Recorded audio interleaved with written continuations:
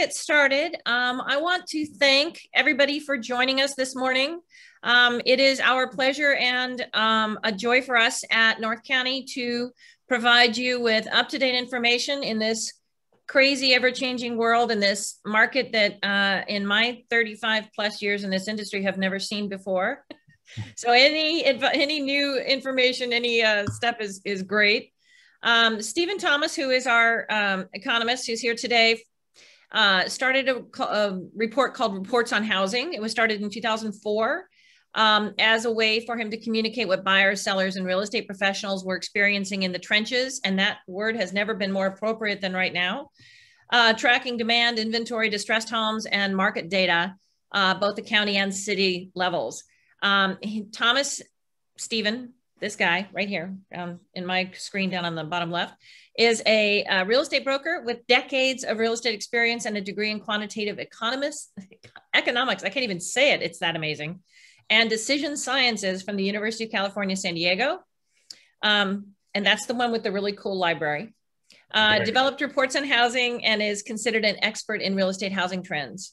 Reports on Housing has been utilized and quoted by the Orange County Register, the LA Times, the Wall Street Journal, New York Times, USA Today, Bloomberg, Fortune Magazine, Orange County and LA Business Journals, ABC, CBS, and NBC television reporters, Cox Cable, KNX 1070, KFIAM 640, blogs and internet news sites, resulting in newspaper, television, radio appearances, and now here with us on our own little corner of the market. Take it away, Stephen. Wonderful, wonderful. Okay, so I was busy updating this report and we are good to go. This morning, I got up really early to make sure that I had all the best fresh content for you. But I want to start off with some fun photos. I always do. I call these spring fun photos. And when you get home after a day full of showings and there's a key in your pocket, this is right up my alley. I've done it a couple times. I used to be represent buyers and sellers back in the day in the 90s. You actually took keys around? And I did. I remember those days. I have a key in my pocket. The adult version of an ice cream truck. Of all the things I learned in grade school, trying to avoid cooties was the last one I expected to use later in life. If you do not have Wi-Fi, talk to each other. Pretend it's 1995. How about kids today wanted the latest iPhone? And I do remember wanting this pen. I really do. This was the pen. I have to bring you a real estate photo. Fantastic. You got to mow the carpet once a week. And that's an unusual place for a window. And a bathtub. A bathtub, the wallpaper. Oh, I can't imagine wanting that in your bathroom. It's just amazing. Yeah, don't back up. Right? So North Carolina be like 150,000, Georgia be like 250,000, California be like 700,000. And I was saying that somebody did this joke. They obviously don't know California because that would be like 1.7 million or yeah, that's on the water. That's depends on what part of the coast. That could be multi-million. Yes, give me a break. 3.7. There we go. 4.7. So this is real, though. Please sell me a home. Local business owner, wife, pregnant, paid rent here 10 years. Anything helps. God bless. This went viral, ended up on all major networks, television networks. And this was in Montana and ended up going into escrow after posting this. He stood in the town square holding these signs.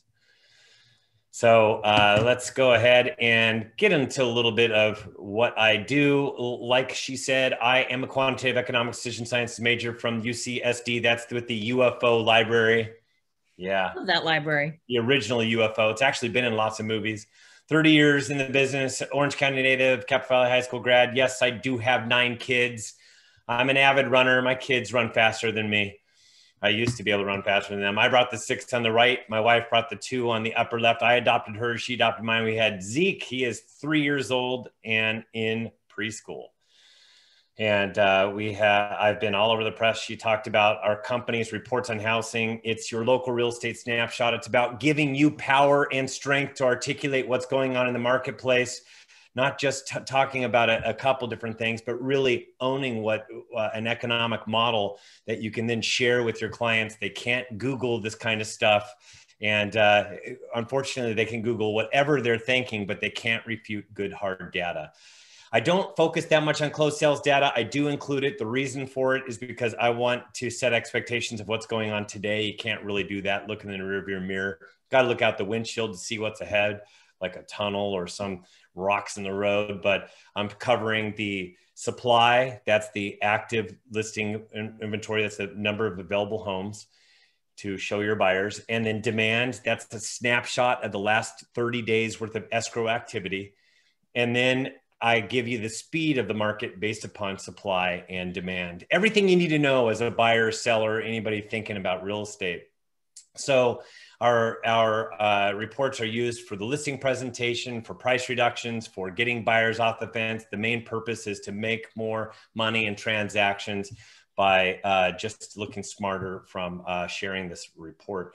It's really setting expectations, because we all know that our own parents and friends and nieces and nephews and everybody has an idea of what's going on in real estate. And sometimes they're a little off. Neighbors, sphere of influence, all that good stuff. We have reports that cover all over Southern California, a different report for each of the SoCal counties. We're right now looking at expanding into the Bay Area. So these are the reports at the beginning of, or the middle of December. I talked about locking it in. Interest rates were at an all-time low. And sure enough, after this report came out, they bottomed out at 2.65%, and we've gone up a little bit since then. Also, prices are going to go up. So that's why you needed to lock it in. Blazing beginning. We had a hot market from day one of 2021. The only other time that happened was in 2013. And this market's actually hotter than 2013. And usually we don't have a hot seller's market from January 1st on. It usually takes until the end of January, right around Super Bowl, where things get heated. And then talked about bidding wars and what that means, the implications for buyers and sellers, and how the different strategies surrounding them. No top in sight, that there is not going to be a top to this market anytime soon. More homes coming. I talked about in each of the counties, what months do you get the most homes in the market? Incidentally, San Diego, it is the month of May where you get more homes on the market than any other month. Even though you guys are muted, you're off compared to the 5-year average number of homes placed in the market. You are placing more homes in the market this month than you did last month. San Diego's report, another one, a market shift. I'll go into what that is and the only way that we can get a shift in our marketplace and what it's going to entail. Waiting will be costly. These buyers that sit on the fence waiting for the market to slow down, they're waiting for the wrong thing. And yes, that is not the answer. And then on the endangered list, I talked about the lower end, how there are a lot fewer homes coming on the market, and there are a lot fewer sales in those ranges. But above $750 and $1 million, it's a different ballgame. More homes come on the market and more closed sales. Then the one that just came out for LA and Orange County yesterday, San Diego gets theirs today. It's called Crash Coming. And the answer is no. And I explain exactly why with a really cool chart called Unsold Inventory. So reports on housing, that is our website. You go there, click on subscribe. It is we'll email you out the most recent one. You'll get one later on today as well. And at the bottom, there's a bunch of links for printing it out, copy, cut, edit, paste, Excel spreadsheets, excerpt for public-facing websites, social media, all that stuff. We also have a ton of charts. Then it comes out every 2 weeks. We also have this new feature that we added, an infographic with a blank on the bottom so that you can add more information. And then we've also added more posts for social media. These are social media posts. These are all links at the bottom, and they're specific to each of the county reports. So this is a new feature of ours. So it's $15 per month, $150 per year. You get a month free if you utilize the coupon code OPEN, because guess what we're able to do again? Open houses. I saw a couple this last weekend. Hooray. There's a few more things you have to do, but we're used to doing a few more things for COVID, right? No big deal. We want more buyers to come through. We'll do what it takes. And there is a laundry list of what you got to do over at CAR. They've made it extremely helpful. let's go into the United States economic outlook. I'm going to go over everything because we've got to the point right now where we're starting to deal with inflation. So I'm going to give you a little story. We had BC data, that's before coronavirus. Everything looked absolutely spectacular. 2020 was going to be an incredible year until COVID hit, and COVID rocked our world. And then after the disease was announced, that's AD, everything looked really, really bad instantaneously because we shut down the overall economy. Remember those days where we sat in our house? And that's why now everybody wants to move, because they've realized maybe I don't want to live here anymore. That's really happening in luxury more than anywhere else. GDP for the year was down 3.5%. It was the lowest, it was the biggest drop in a year since 1946, coming out of World War II. And then in order to get to the other side of this pandemic, there was a relief bill there was a lot of relief bills that were introduced. And a matter of fact, there were 6. The most recent one, March of this year, $1.9 trillion. So if you add them all up, $5.5 trillion was pumped into our economy. And then the Federal Reserve was very, very busy pumping the system as well and doing their unlimited quantitative easing. That's where they're buying all of our Fannie Mae and Freddie Mac loans that we put together on the streets of real estate. They're buying the paper. And then they're buying commercial loans. They brought the federal fund rate to 0. That's for credit cards and automobile loans, that type of thing. Alphabet soup of credit facilities. They just done everything that they possibly could. Their mortgage-backed obligations held by the Federal Reserve spiked. It's right now at $2.2 trillion. Just different things that people are concerned about and talking about this inflation, that they're printing money, which they're not actually printing. It's all electronic, right? Then we brought out the vaccine. So then the vaccine was introduced, and now we've got 45% of the United States population has been vaccinated. And the United States cases are dropping to September levels. California cases are dropping to early May levels. It's about to hit April levels for California. California, by the way, is the number one. It's got the number one lowest rate of COVID cases out of all 50 states. Interesting. And also June 15th. So they said we have to wear masks still indoors, but that all goes away June 15th of this year.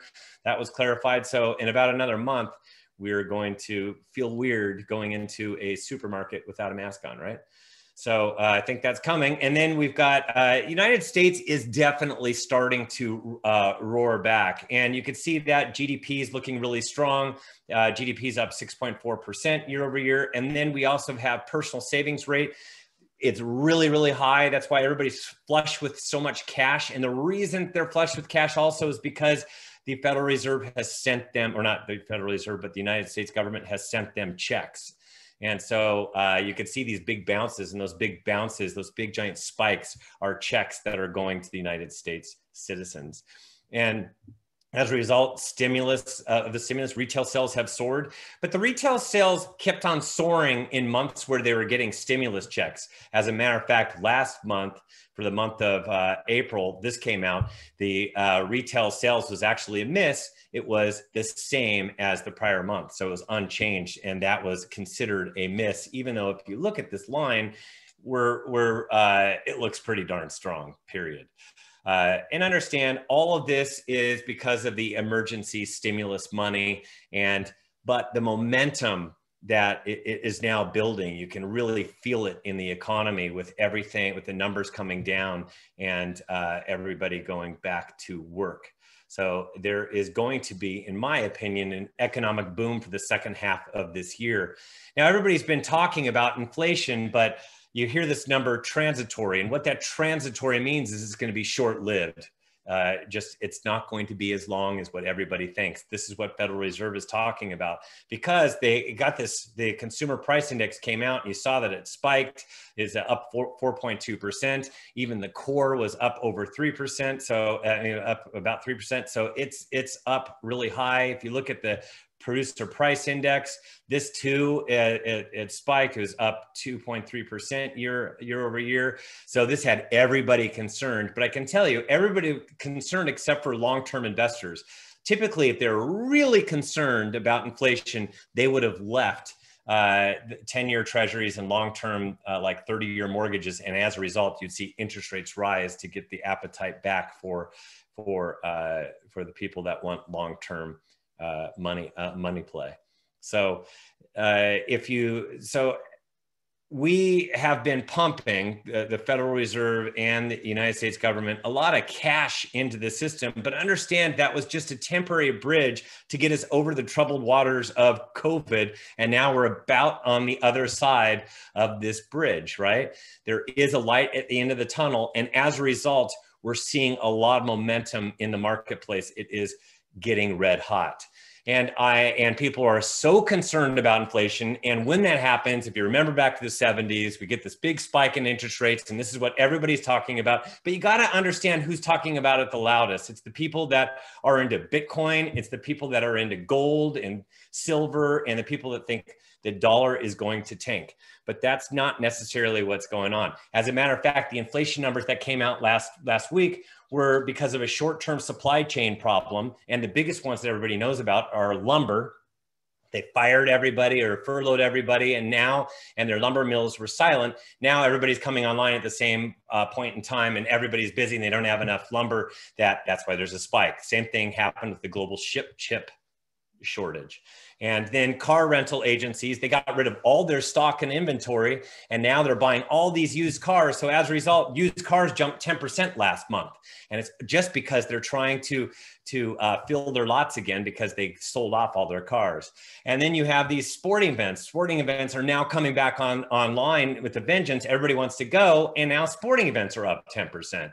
And then airlines, they had to bring down their fares. They brought them back up. That jumped 10% in last month. Hotels surged 9% because now they're looking a lot better.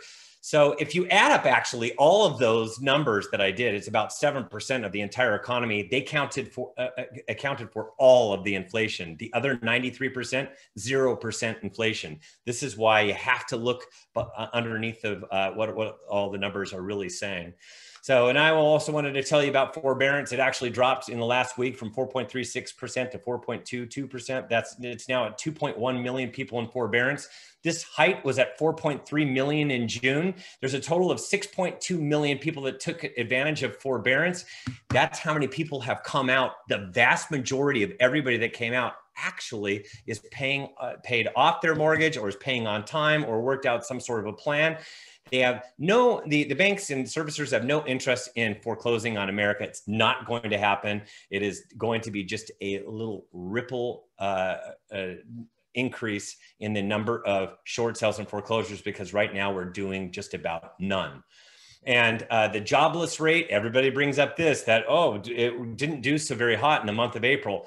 It's coming. Understand that it's coming. Unemployment rate right now is at 6.1%. We were as high as close to over 14% unemployment. So you could see the jobless, it hasn't really spiked. They thought we were going to get 1 million jobs in April, ended up with $266,000. Everybody was saying, 266,000 people versus 1 million. They thought it was a miss. They think it's horrible, but it's coming, because there is good news on the horizon. There's 8.4 million jobs that still need to be made up to get back to February 2000 levels. We'll get there about a year from this fall. So understand, we are going to get back to the best jobless rate in over 50 years. We will get back to that, because that is where we are going. And as far as job openings are concerned, and this is the good news, we're going to hit over 1 million job openings. And this has just been going up like crazy. And you could see how strong it is. It's making up for that vacuum of the pandemic, and it's making up all the missing jobs. And I have to caution you, year-over-year data, especially in real estate, you really have to take it with a grain of salt. For the next few weeks, the real estate numbers are going to look really good compared to last year, but it's starting to diminish. And soon it's going to look a lot better last year than this year. And it's going to make this year look like it's off, which it's not, because last year during the summertime, we had our spring, because during our spring, we had COVID lockdown. And you could see it in the purchase application index. It's up 13% year over year. It was up 50% year over year a few weeks ago. It's been 51 straight weeks of year over year gains. That's just showed you the momentum of the market. But in about a couple of weeks, this is going to go negative year over year. So I like to look at week over week to see what's really going on, because you can't compare this year to last year. It's up 1% week over week. So that kind of gives you an idea of where we've got the same demand out there, which is really, really strong.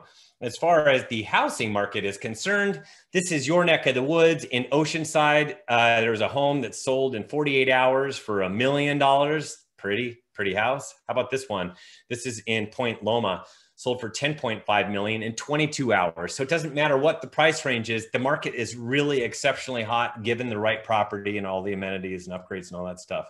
And this inventory problem is a problem across the United States. It is not just privileged to San Diego County or Southern California or California. It is across the US.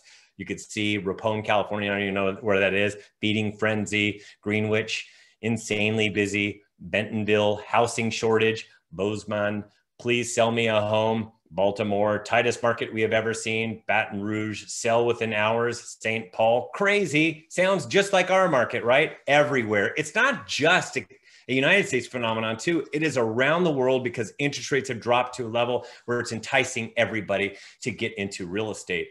And if you see this is the Case-Shiller National Composite, and this is the year over year change.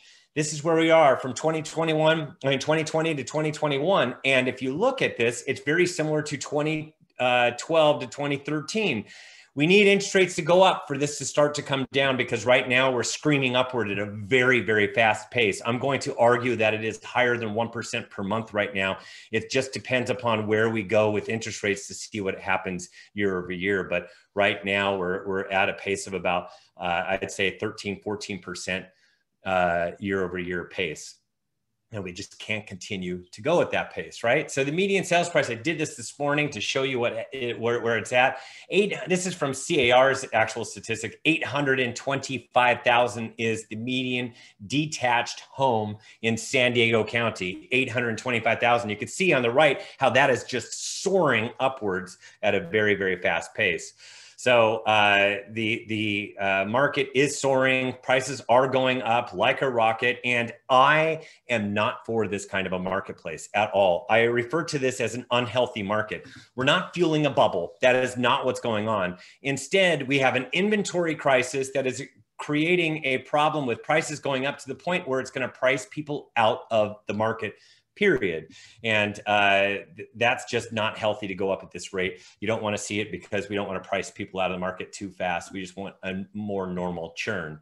The San Diego County market, yes, crazy. It is crazy nutty. I used to say it was hot last year. It's beyond hot. It's just a crazy market. 2021 feels a lot like 2013 on steroids. And it's all because of these low interest rates. The San Diego County supply, this is the active listing inventory. And I take this number every Thursday I do it. And my report comes out every other week. That's what this chart shows. But if you see this, May 13th, last Thursday, 2,453. Actually, you guys went up 5% or 127 homes in that 2-week period. As a matter of fact, in the last 6 weeks, you have added 278 homes. And you say, well, that's not that many, but still, you guys were a lot lower than where you are at right now. You're in a little over 2,100. Now you're going up a little bit. We like to see more inventory, and it is a positive trend. Last year, we were at 5,330. That's 117% more. When you see 100% more, that means double. When you see 200% more, that means triple. So you know it's at 117, so it's double. The 5-year average is 6,477 homes in the market. That's 164% more than where we are today, which is 2.5 times than where we're at today, which just shows you how anemic and how there is our marketplace is and how there's nothing on the market. It's the highest since the inventory today is the highest level since January 7th. So the only January 7th beat where we are today. So that's good news that we're going up, and hopefully I'll be able to report in a couple of weeks that we beat January 7th numbers and we're on our way to more inventory. And as far as the active listing inventory, this is where it is. You can see how it bottomed out and starting to go up on the right-hand side. But if I draw a line across, we've never been here before. It is ridiculously low. We need more homes on the market, period. Spring is when supply rises. Supply actually rose in the last 2 weeks in all of the markets. It hasn't been rising like I normally like to see it in the spring. And the reason for that is entirely because interest rates were actually going down during the spring. They were going up at the beginning of the year, got up to about between 3 1/8 and 3 1/4. And now they've come down 1/4%. So that's been a little bit of an issue. And the inventory typically peaks between July and middle of August, and we're going to continue to go up until we get to summer. And my anticipation is we're finally going to, after we see more good economic news and more good news, what's going to happen is interest rates are going to rise, and the inventory will rise even more when that happens as well, because you'll have to price your homes a little bit better as interest rates cut into affordability.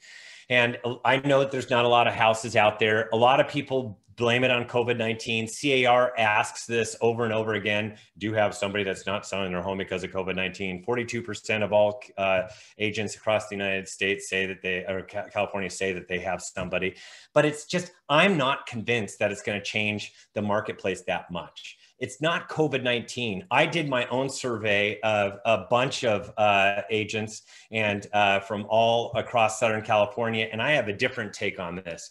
That here's what the sellers have a problem with. They are fine with making a boatload of money because the market, they could see their house has gone up a lot. So that's the good side of the equation. But if they had to place their home on the market and turn around and buy, they don't want to be a part of this madness.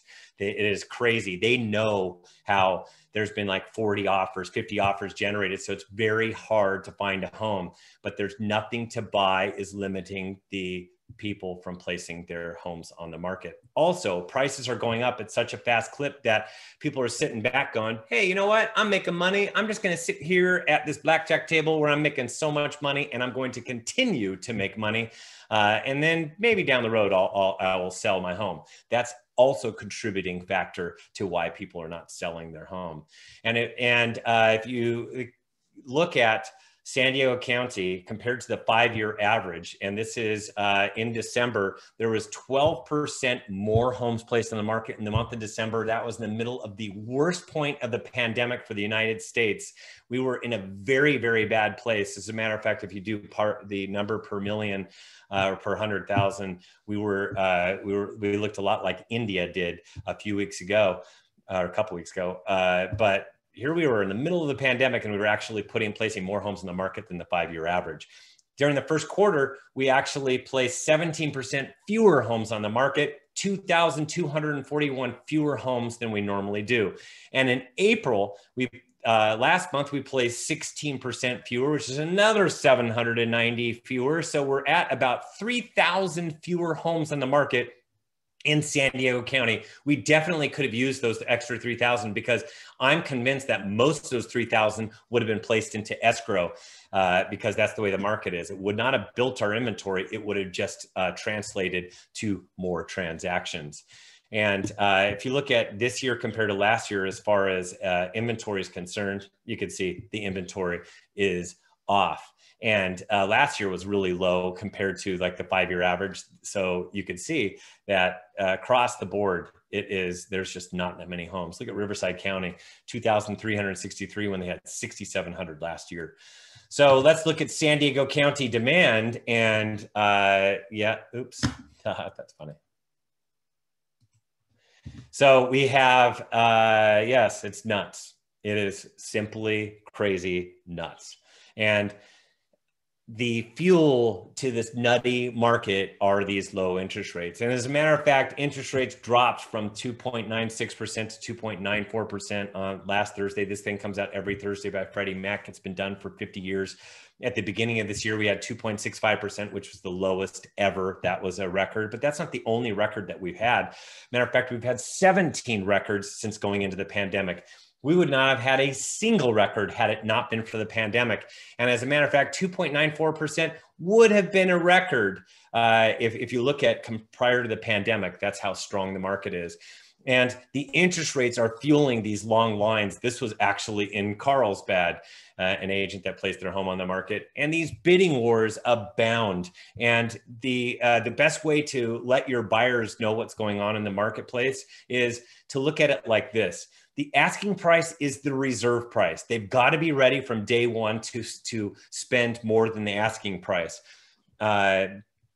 Because that's the flavor of our marketplace is over asking. As a matter of fact, in California for the month of March, the percentage of sales with prices above the asking price, 63.3%.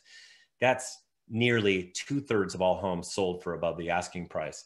And if you look at demand, this is the snapshot of the last 30 days worth of escrow activity. And we're right in the mix of the last couple years, or not last year, but the couple years prior to that. And we would be a lot higher had we had more homes come on the market. On May 13th, this was last Thursday, there was 3,432 pending sales. It was actually up 1%, or 19 pending sales in that 2-week period of time. Last year, we were at 2,529. That's 26% less. You can't compare it to last year, but you could see last year we were experiencing our V-shaped recovery. And you could see to the right, that green line goes up higher and higher above 4,000, which is where we would be today if we had more homes in the market. But I'm going to argue we're not going to get there because we're about to go into the summer and all the distractions that come with summer. And then the 5-year average is 3,800 because of 2016 and 2017, a lot more homes were going into escrow during those 2 years for San Diego County, which is 11% more than where we are today. So that just tells you that a number of homes coming to market is limiting the number of escrows and closed deals. Oops, I don't know why I put that on there. I will correct that for giving you guys a copy of this, but demand typically during the spring climbs and peaks. And as a matter of fact, I believe that we're going to be hitting a peak within the next couple of weeks, or within the next week, because that is typically where it's done between April and the end of May. It's going to remain high, but I think we're going to reach that peak in San Diego County. And then once we get into summer, we will come down in the number of transactions that we place into escrow. And you're saying, Stephen, how can that be? And I'm telling you, because the month of May is the #1 month for the number of homes coming on the market. Then June, it's slightly less. We're not going to get suddenly a big giant wave of homeowners that place their homes on the market, A, and B, some buyers are going to be walking away from the home buying search because of the distractions of summer and last summer not being able to do things like vacations and things like that. So the limited supply is limiting sales. So understand that demand across the board is way up compared to where we were last year. But remember, we were in the midst of the V-shaped recovery for all of the United States and in Southern California and in San Diego. And so how fast are we moving? What is the speed? What is the expected market time? And for San Diego, on May 13th, last Thursday, 21 days. It was actually at 20 days 2 weeks prior, so at the very end of April. And then now it's at 21 days. And last year we were at 63 days. It too is the opposite of a V because it spiked, the market time went up, and then it was coming down to where once you get below 40, it's pretty crazy. The 5-year average is 52 days, which is more than double where we are today. And if I draw a line across as far as the expected market time is concerned, this is the lowest level since tracking. So this is really low. We're really moving at a very, very fast clip. And if you look at this below the blue line is a hot seller's market. Between the black and the blue is a slight seller's market. That was 2019. We didn't do a lot of appreciation. Above that is balance. Above 120 is actually buyers. And we're far below this. As a matter of fact, where are we going to go for the rest of the year? We're going to slightly go up. And then during the summer, when interest rates, hopefully, keep your fingers crossed, go up, we're going to see the market time improve drastically. Anything below this purple line should be lower than that, but anything below these lines is where it starts getting really crazy. And we're at that 20-day mark or right above it.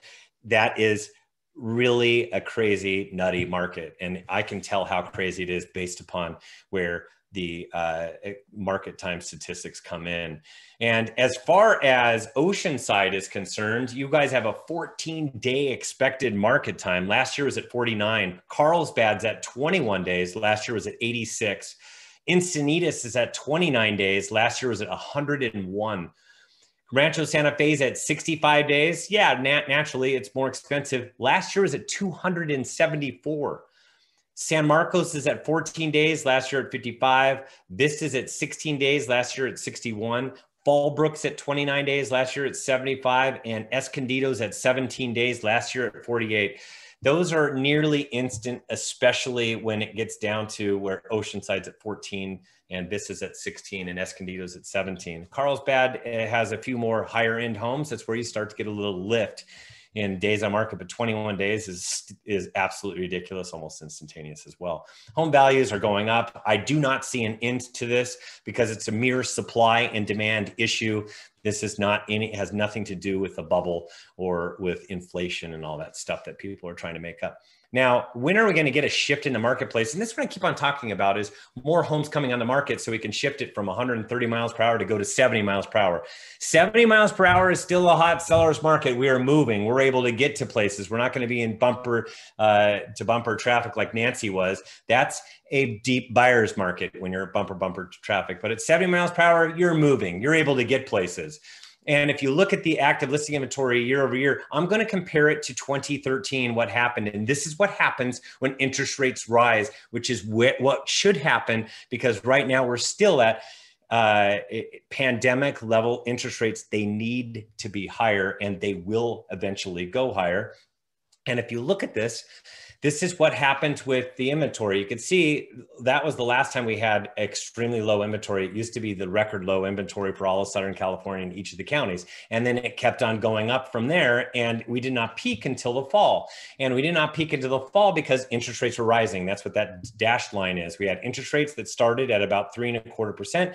Made their way to 4% by the time we got to June, and then kept on going up all the way to 4.5% by October. And we had, as interest rates were going up, people were placing their homes in the market in the summer and they weren't hitting pay dirt. So the inventory just kept, because people weren't as successful because buyers were turned off by higher interest rates. And that is what potentially could happen. You have to be more careful in pricing with interest rates that are rising. And this year, you could see we have a really low level of homes on the market, and we've had interest rates that have, this doesn't accurately reflect where we are today. I don't know why it's missing part of it, but it goes up and then comes down.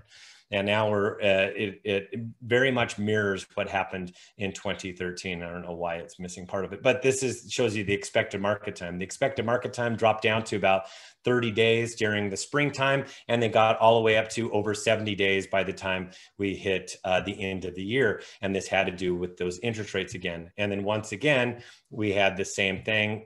We had expected market time where it's bottoming out right around the 20-day mark. And we have interest rates that came up and then they've come down. You could see that mirror that I was telling you about. I don't know why it wasn't on the other slide. And then hopefully we get some lift in the interest rates as more and more good economic news comes in. So speaking of interest rates, what makes interest rates go up? And rates will climb.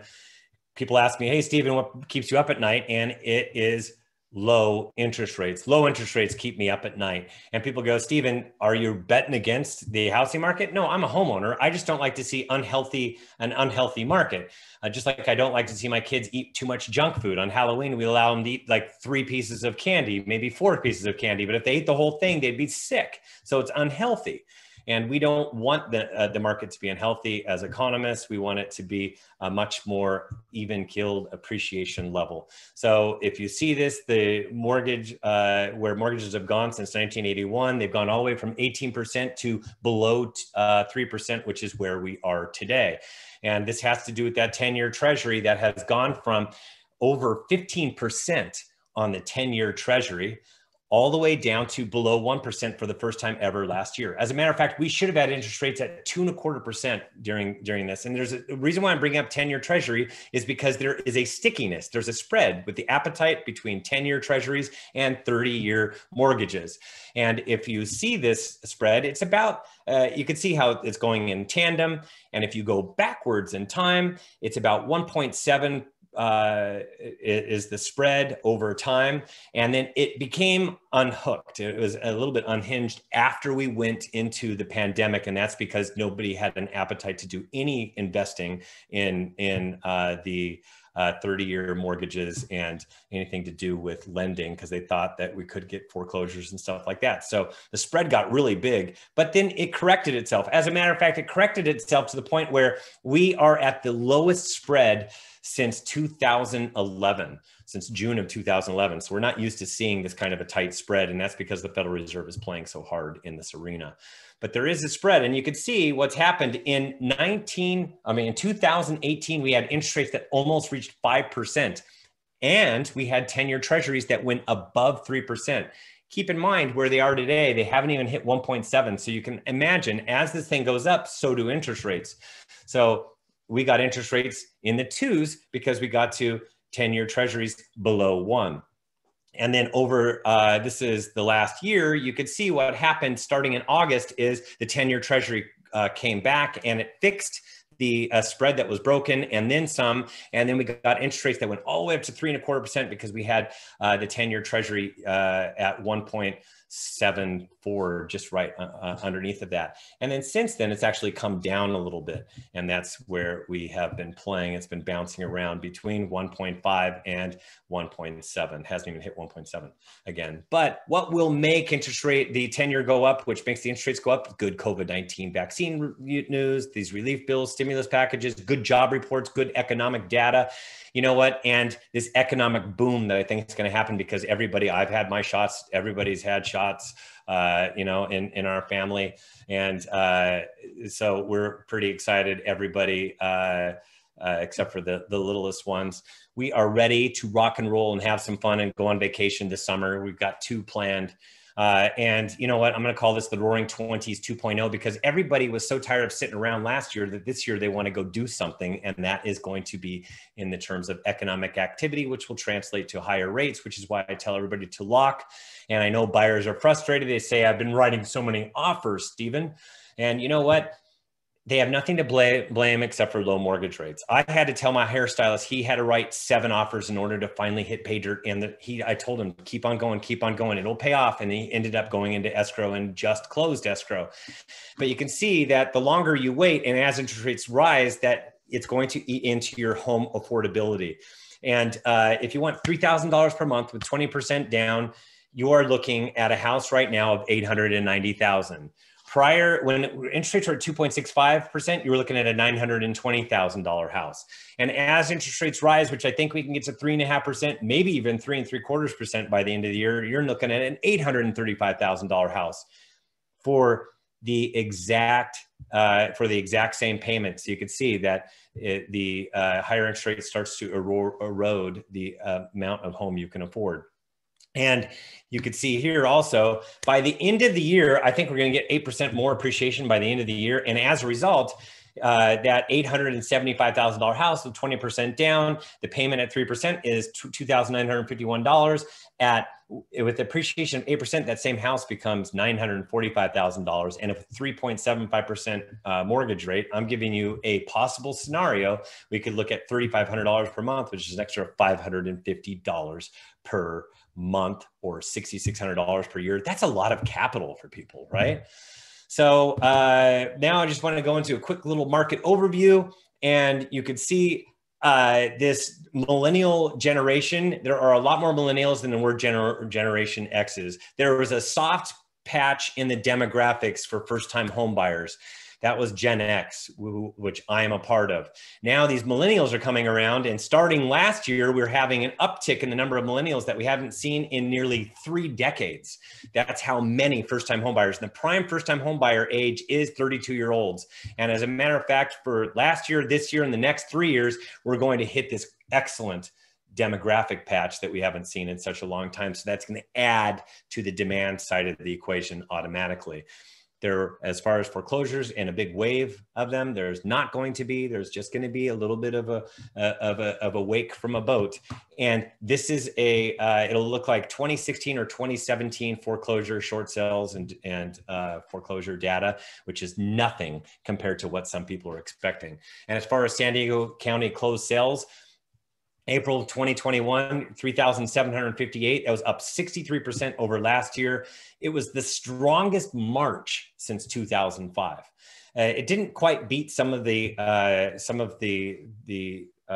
sales prints from last year, but that it was definitely the strongest March since 2005, since prior to the Great Recession.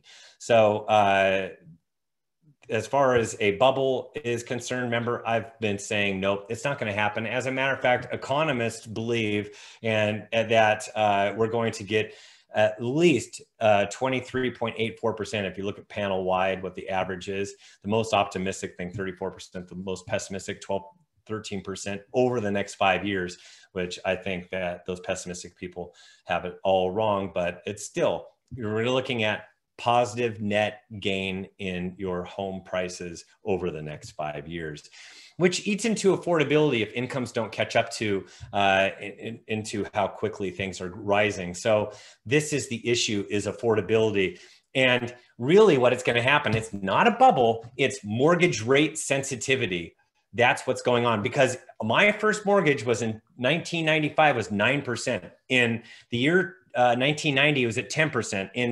In 2000, it was at 8%. Prior to the Great Recession, it was at 6.35%.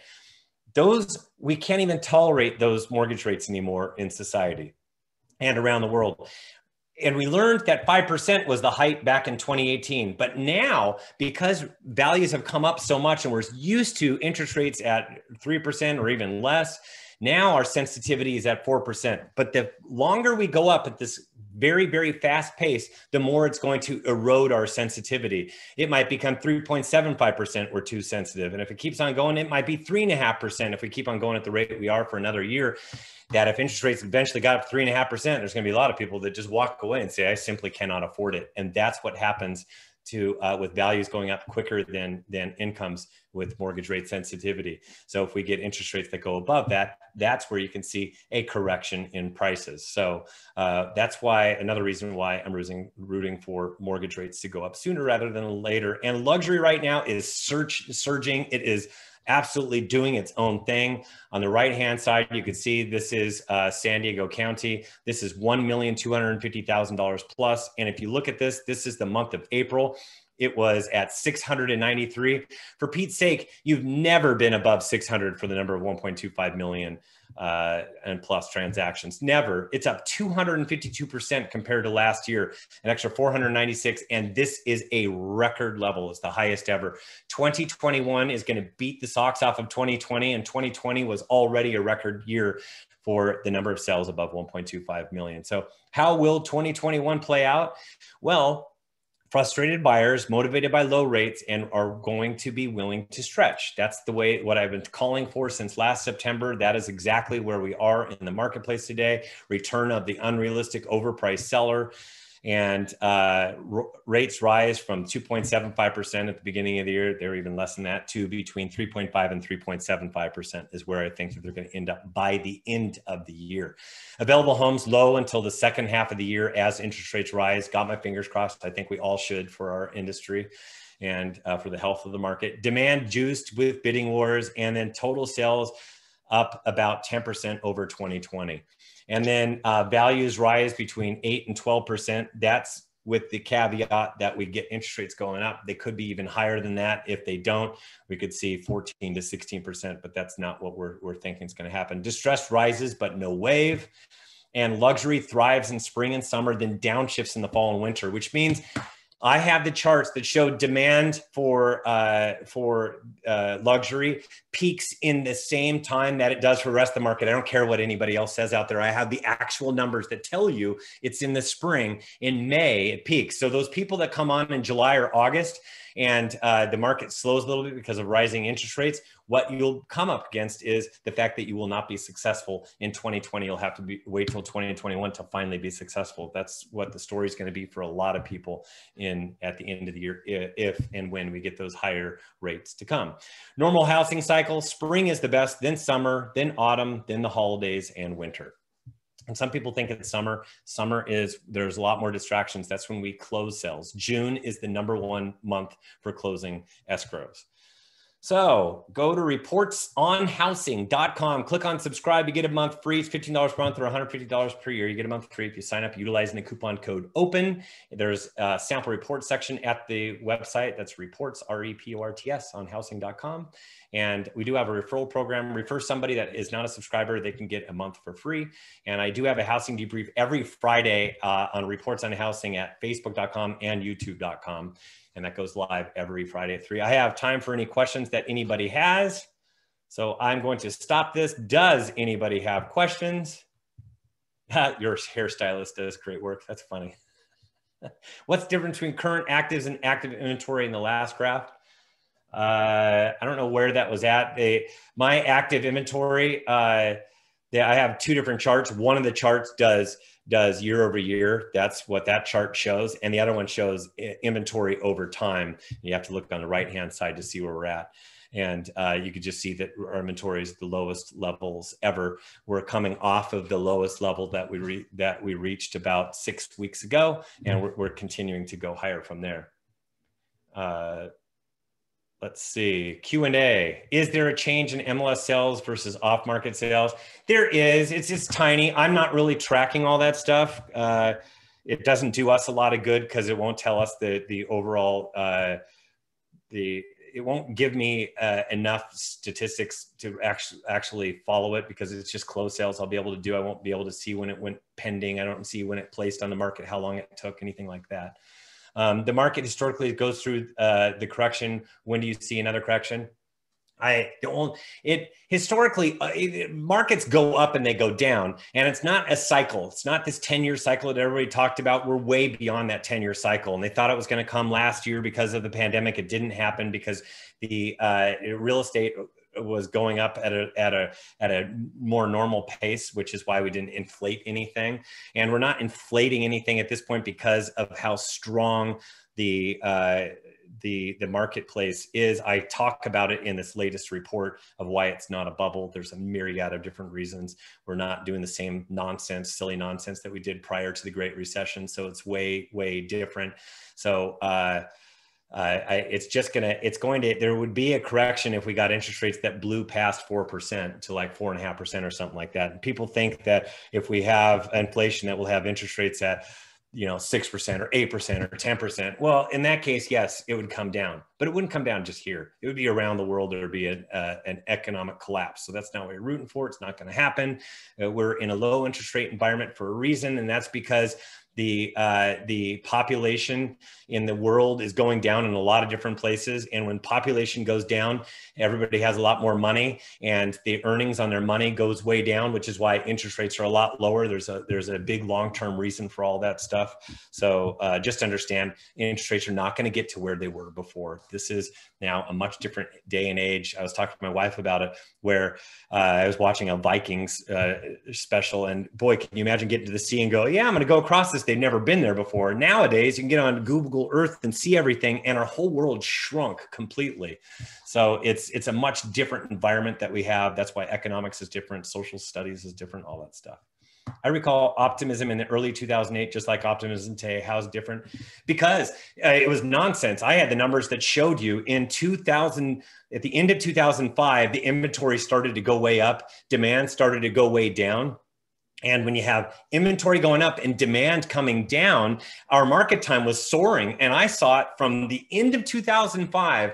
I knew it, told my broker all about it back then.